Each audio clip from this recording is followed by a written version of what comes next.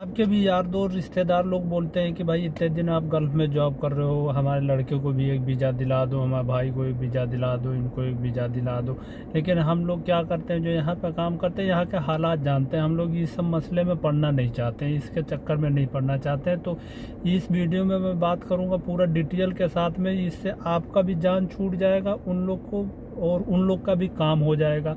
तो आपको अगर कोई वीज़े के लिए बोले तो आपको ये वीडियो उन लोग को दिखा देना, उनको पूरा डिटेल में समझ में आ जाएगा। तो चलिए शुरू करते हैं, स्टार्ट से एंड तक, पासपोर्ट से लेके वीज़ा तक पूरा प्रोसीजर मैं आपको बताता हूँ, उससे आप खुद करा सकते हैं। ऐसे माहौल के अंदर देखो, इंडिया पर अपने इंडिया के अंदर एजेंट लोग, ये कोरोना के चक्कर में एजेंट लोग पैसे ले रहे हैं, आदमी को भेज नहीं रहे हैं, पैसे ज़्यादा से ज़्यादा पैसे ले लेके खा रहे हैं, खर्चा हो रहा है गरीब आदमी का। और देखो हर एक आदमी अभी निकलना चाहता है, इंडिया में काम उतना है नहीं, हर आदमी निकलना चाहता है, चलो बाहर चलते हैं, कहीं जॉब वगैरह करते हैं। तो इसलिए मैं आपको बताता हूँ पूरा डिटेल के साथ में ना, आप खुद ही अपना काम करा सकते हो, एजेंट लोग के चक्कर में पड़ने की ज़रूरत नहीं है, एकदम सादा सिंपल बात है। ठीक है, तो चलिए वीडियो को शुरू करते हैं।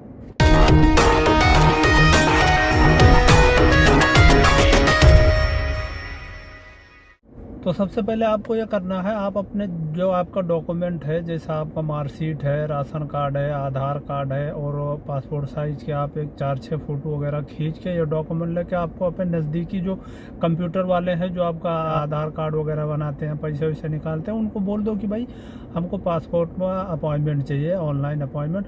वो आपको ऑनलाइन अपॉइंटमेंट लेके आपको एक स्लिप दे देगा, उसमें पूरा डिटेल लिखा होगा, आपको कितने बजे जाना है, वहाँ पे कितने तारीख को कितने बजे आपका अपॉइंटमेंट है, वहाँ पहुँचना है। तो आप वहाँ से सीधा पासपोर्ट ऑफिस में जाओ, लखनऊ के अंदर है पासपोर्ट ऑफिस, आप पासपोर्ट ऑफिस में जाओ, थोड़ा अच्छे से कपड़ा वगैरह पहन के जाना, थोड़ा अच्छा सा लगे, ऐसे नहीं।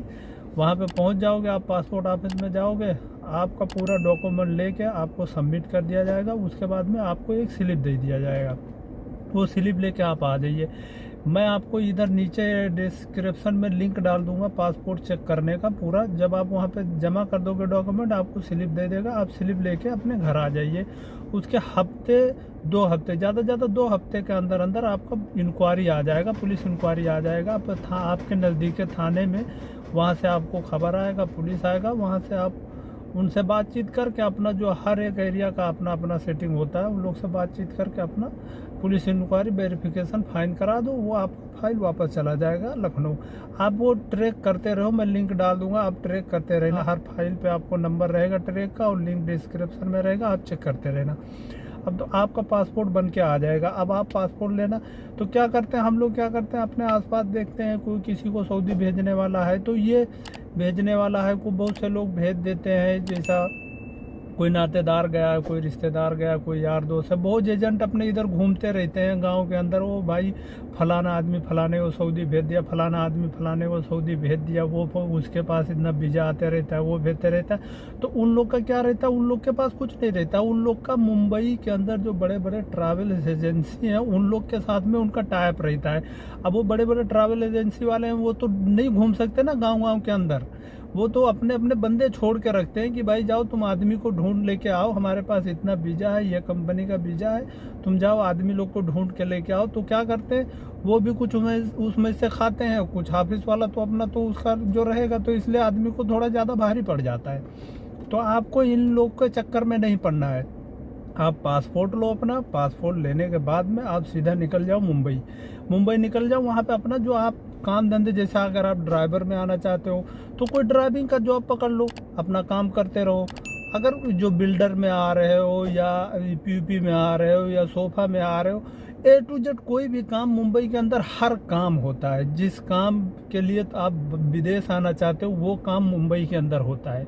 अब मैं नहीं बोलता हूँ वहाँ पे आपको सेटल होना है या ज़्यादा तनख्वाह वगैरह चाहिए आपको, अपना गुजारा करने जिससे आपका खाना खर्चा चलता रहे, वो काम पकड़ लो। आप काम पकड़ लिए, आप काम कर रहे हो, उसके बाद में आप क्या करो, जैसा भाई खल्ला है, बांद्रा है, कुर्ला है, तो यहाँ पे ना बड़े बड़े ट्रैवल ऑफिस होती हैं। तो आपको क्या करना है, वहाँ पे आपको ढूंढते रहना है भाई, ऑफिस का पता करते रहो कि कहाँ कहाँ ट्रैवल एजेंसी है, बड़ी बड़ी जो एजेंसियाँ हैं वहाँ पे वहाँ पे पता करते रहो। कॉन्टेक्ट नंबर सब जगह से ले लो, अपना कॉन्टेक्ट नंबर दे दो उनको कि भाई हमको इस काम में जाना है, आपके पास कोई वीज़ा होगा, कोई वैकेंसी होगी तो आप हमें फ़ोन करना।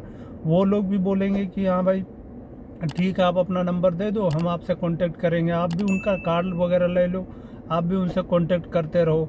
जब वहाँ पे वीज़ा आ जाएगा तो आपको वहाँ से सस्ते में काम हो जाएगा, बशर्ते जो एजेंट यहाँ पे आप लोग से इतना ज़्यादा पैसे लेते हैं, वहाँ से सस्ते में काम हो जाएगा। तो जब आप उनके ऑफिस में पहुंच जाओगे, वो बोलेगा हमारे पास भाई ये वीज़ा है, इतनी सैलरी है, इतना खाना मिलेगा, आपको नहीं मिलेगा, आपको इतने साल का एग्रीमेंट रहेगा, इतना आपको देना है, वहाँ पे आपका कफील पैसा वगैरह नहीं काटेगा, अकामा वगैरह जो रहेगा, वर्क परमिट वगैरह वो किसका रहेगा, ड्राइवर जॉब में आ रहे हो, लाइसेंस वगैरह किसका रहेगा, क्या सिस्टम रहेगा, आप पूरा उनसे पहले डिटेल में समझ लो। उसके बाद में आप उनको अपना पासपोर्ट दे दो।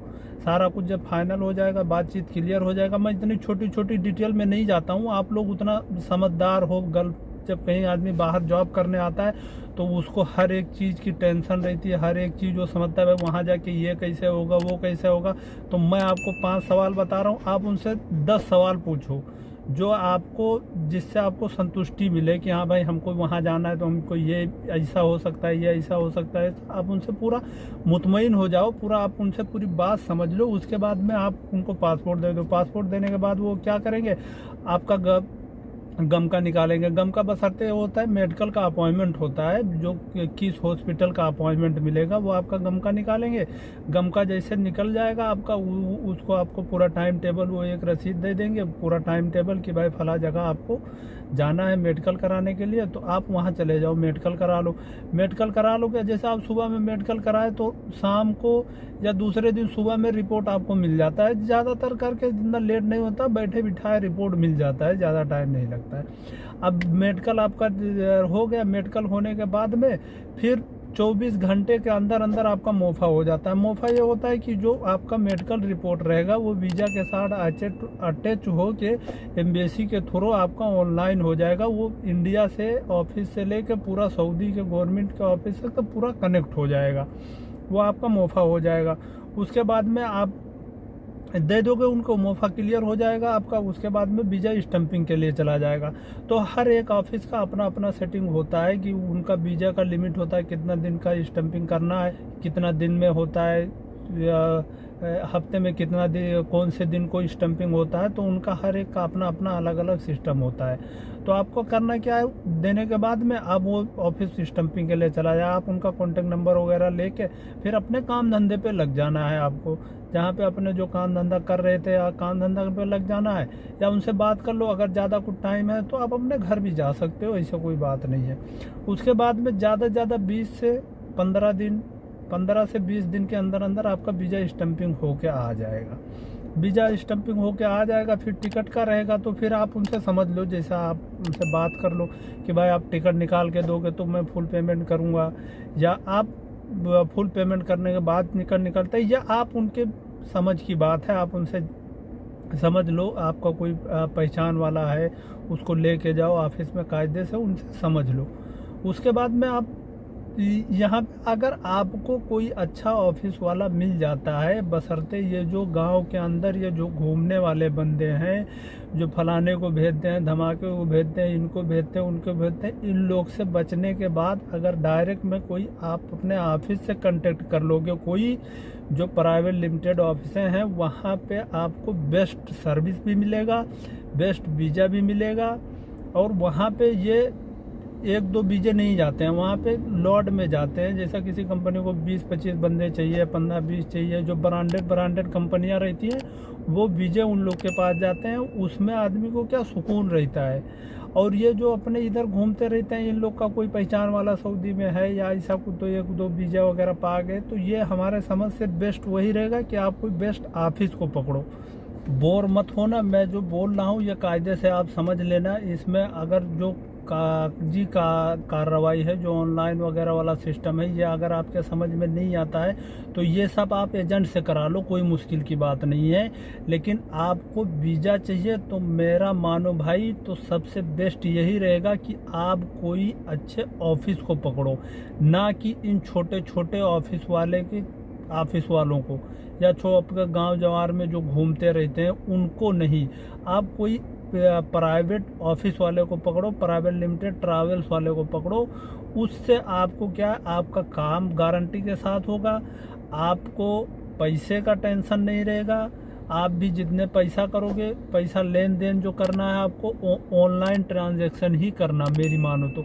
जैसे आपके फ़ोन पे है, गूगल पे है या बैंक ट्रांसफ़र है, ये सिस्टम रखना। वैसे भी वो लोग कैश ज़्यादा लेंगे भी नहीं, जहाँ तक हो सकेगा ऑनलाइन पेमेंट ही लेंगे। तो मेरी मानो तो सबसे बेस्ट यही रहेगा कि आप कोई प्राइवेट लिमिटेड ऑफिस को पकड़ो। आप अपना थोड़ा टाइम दो, पैसे इतने खर्चे कर रहे हो, आप थोड़ा अपना टाइम दो। और ये इस पीरियड के अंदर हर एक बंदे को जॉब के चाहिए। और ये जॉब के चक्कर में बहुत से लोग लूट मार मचा के रखे हैं। बहुत से ऐसे लोग हैं, पैसे ले लेते हैं, मैं तुमको यहाँ भेज दूंगा, वहाँ भेज दूंगा। लेकिन जो इस वक्त जो सिचुएशन चल रहा है, उसके आदमी को बस इसी में, उनके पास कोई वीज़ा वगैरह कुछ नहीं रहता, पैसे ले लेते, मतलब वो फ्लाइट बंद हो रही है, कोरोना के चक्कर में ये हो रहा है, ऐसा हो रहा है, वैसा हो रहा है, लेकिन उनके पास कुछ रहता ही नहीं है। तो इससे अच्छा है आप कोई प्राइवेट लिमिटेड ऑफिस को पकड़ो। उम्मीद करता हूँ आप लोग को ये मेरी पूरी बात समझ में आई होगी। अगर समझ में आ गई है तो अपना प्यार और सपोर्ट बनाइए रखिए, ठीक है। चलिए फिर मिलते हैं अगले वीडियो में। जब तक के लिए अल्लाह हाफिज़, दुआ में याद रखिए, बात सलाम है।